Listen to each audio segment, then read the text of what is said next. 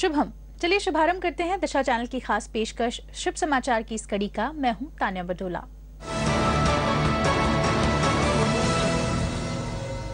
सप्ताह भर की ताजा तरीन सकारात्मक खबरों के साथ हम हाजिर हैं। अपने इस खास प्रोग्राम में हम आपको दिखाएंगे कि क्या है भगवान राम के जन्म की तारीख, कैसे बदली सरपंच ने गांव की तस्वीर, और किसान लिख रहे हैं खेती की नई परिभाषा। लेकिन खबरों की शुरुआत पहले सुर्खियों से। क्या है भगवान राम के जन्म की तारीख, कैसे बदली सरपंच ने गांव की तस्वीर, किसान लिख रहे हैं खेती की नई परिभाषा। 21 दिन में होगा ब्लड कैंसर ठीक, नेत्रहीन बहनों का फौजी भाइयों को तोहफा। चंदन की लकड़ी में ढली प्यार की इमारत, काम के आड़े नहीं आती उम्र, लंबी उम्र के 4 नुस्खे, बच्चे बन रहे स्टाइल आइकॉन, और अब प्रियंका बनेंगी गायिका। वेदों पर अनुसंधान करने वाली संस्था आईसर्व ने भगवान राम की जन्मतिथि और समय का पता लगाने का दावा किया है। संस्था का कहना है कि उसने गहन अध्ययन के बाद इस बात का पता लगाने में सफलता हासिल की है कि भगवान राम के जन्म की तारीख और सही समय क्या है। इसी पर देखिए हमारी खास रिपोर्ट। भगवान राम के अस्तित्व को चुनौती देने वालों के लिए ये रिसर्च आंखें खोलने वाली है, जिसके मुताबिक भगवान राम के इस पृथ्वी पर अवतरित होने की तिथि और समय का सही आकलन करने का दावा वेदों पर अनुसंधान करने वाली संस्था आईसर्व ने किया है। प्राचीन शास्त्र और आधुनिक खगोल विज्ञान पर आधारित इस अध्ययन के मुताबिक भगवान राम का जन्म 10 जनवरी 5114 ईसा पूर्व को हुआ था, जो हिंदी कैलेंडर के मुताबिक चैत्र महीने के शुक्ल पक्ष की 9वीं का दिन था। आईसर्व के निदेशक सरोज बाला का कहना है कि जब उन्होंने भगवान राम के जन्म के समय के ग्रहों की स्थिति का अध्ययन किया, अयोध्या के अक्षांश और देशांतर रेखा की गणना की, तो मालूम पड़ा कि 10 जनवरी 5114 ईसा पूर्व के समय ग्रहों की जो स्थिति बनी थी वो वैसी ही है जैसा कि वाल्मीकि रामायण में दिया गया है। तो जब हमने वाल्मीकि रामायण में राम के समय की खगोलीय स्थितियां देखी तो बहुत लंबी रिसर्च के बाद, ये कोई आसान काम नहीं है, अयोध्या की लेटीट्यूड लॉन्गिट्यूड से उनको देखना शुरू किया तो ये देखा कि 5114 बीसी 10 जनवरी को हूबहू वही ग्रह स्थितियां हैं जो वाल्मीकि ने रामायण में राम के जन्म के समय दी हैं। जब हमने उसको देसी कैलेंडर में कन्वर्ट किया, वो भी सॉफ्टवेयर है, तो वो चैत्र मंथ शुक्ल पक्ष की 9वीं भी निकला।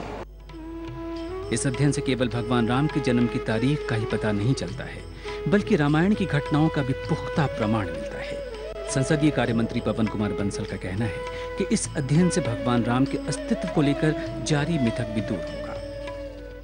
Make us believe that what we have been considering as mythology always wasn't something only in the thin air. It's not something that somebody just wrote, somebody imagined and put it before us in the form of something to be believed as a belief, religious or otherwise for us. आईसर्व का ये अध्ययन भगवान राम को मिथक बताकर उनके अस्तित्व पर सवाल उठाने वालों को सारे जवाब खुद दे रहा है। ब्यूरो रिपोर्ट के साथ विवेक वाजपेयी, शुभ समाचार। अब बात मिरेकल वाटर विलेज की। महाराष्ट्र के अहमदनगर जिले के गांव हिवड़े बाजार में, जहां कल तक सूखे की त्रासदी के चलते ग्रामवासी विस्थापन को मजबूर थे, मगर आज सिर्फ एक सरपंच के प्रयासों ने वहां की तस्वीर ही बदल दी है। इसी पर देखिए हमारी खास रिपोर्ट।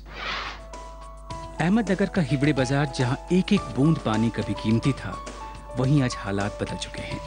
ये किसी जादू की छड़ी से नहीं, बल्कि यहाँ के साधारण सरपंच की सामान्य बुद्धि से हुआ है।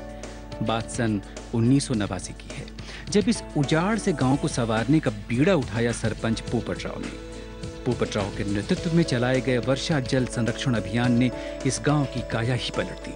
इस अभियान के चलते जल संरक्षण के लिए पहाड़ियों पर 40,000 गड्ढे खोदे गए, जिनसे मानसून में बरसे बारिश के पानी को संरक्षित कर गांव के कुओं का जल स्तर बढ़ाया जा सके और इस पानी से सिंचाई की जा सके।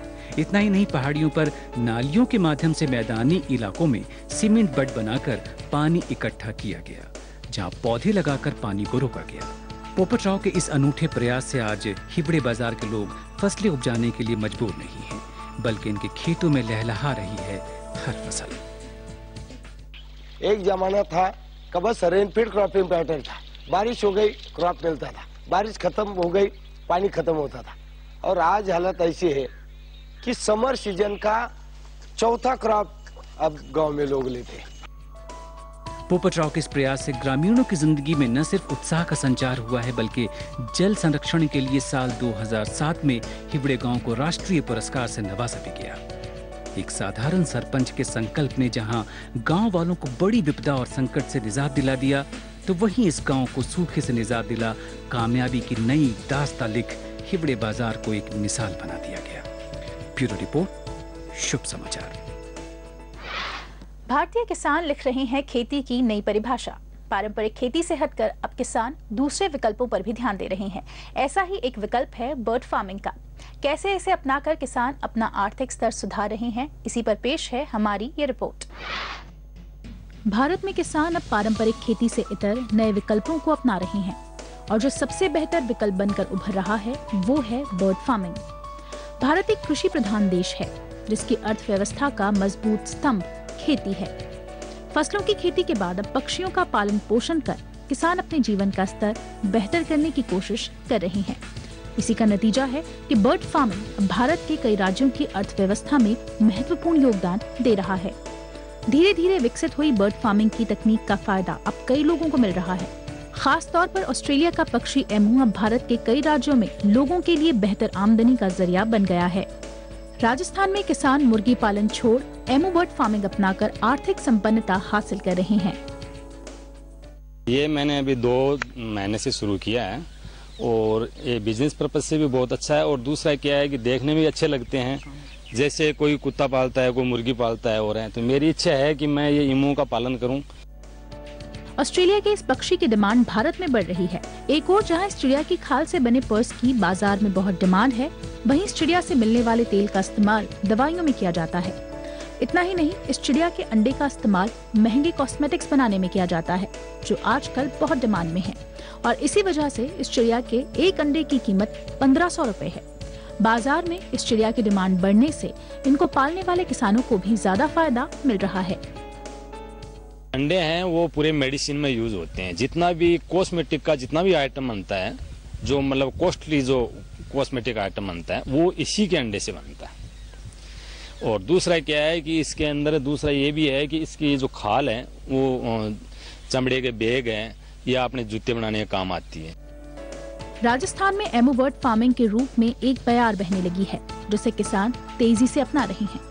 इससे एक ओर जहां किसानों को फायदा मिल रहा है, वहीं दूसरी तरफ किसानों को भी जीवन यापन का एक बेहतर विकल्प मिल रहा है। ब्यूरो रिपोर्ट, शुभ समाचार। अब सिर्फ 3 हफ्ते में ठीक हो सकेगा ब्लड कैंसर। जी हां, लंदन की यूनिवर्सिटी ऑफ पेनिसिल्वेनिया के वैज्ञानिकों की टीम ने इसका दावा किया है।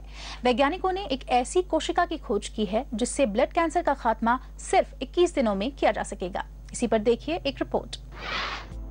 इस भाग दौड़ भरी जिंदगी में बदलती जीवन शैली के चलते नई नई बीमारियां बढ़ रही हैं, जिनमें से एक है खतरनाक बीमारी ल्यूकेमिया यानी ब्लड कैंसर।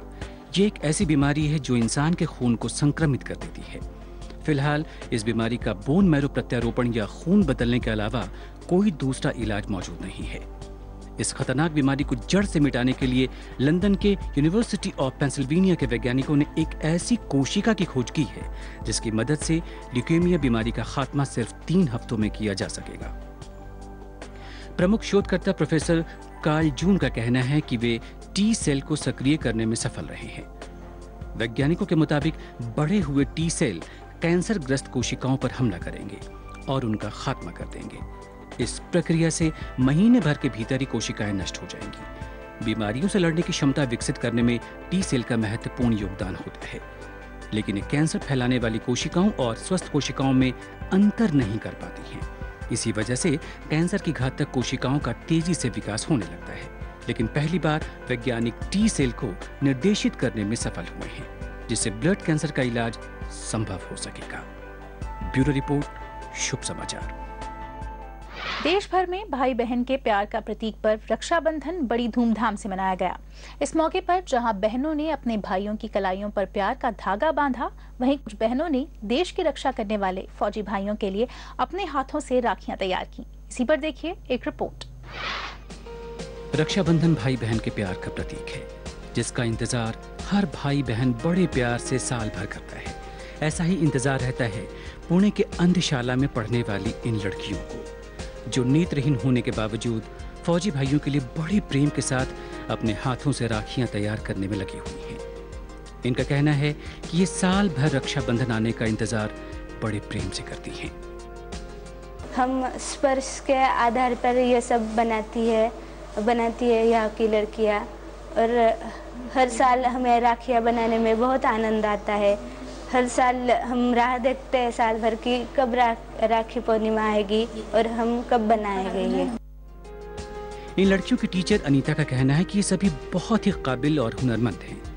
इन्हें उत्साहित करने के लिए समय समय पर स्कूल ऐसी गतिविधियों में इन्हें शामिल करता है, जिससे इन्हें अपने पैरों पर खड़े होने में मदद मिल सके।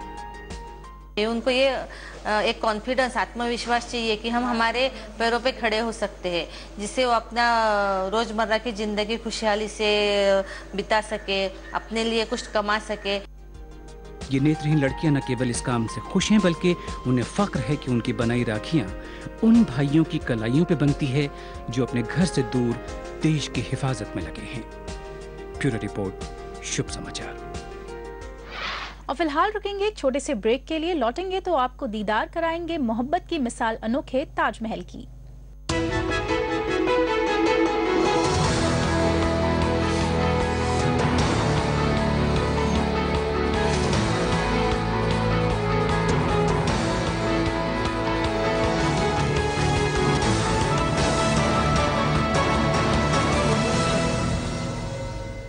अजंता खाने को बनाए रंगीन, खूबसूरत और आकर्षक। बेकिंग पाउडर और फूड कलर्स की दुनिया में 60 वर्षों का विश्वास।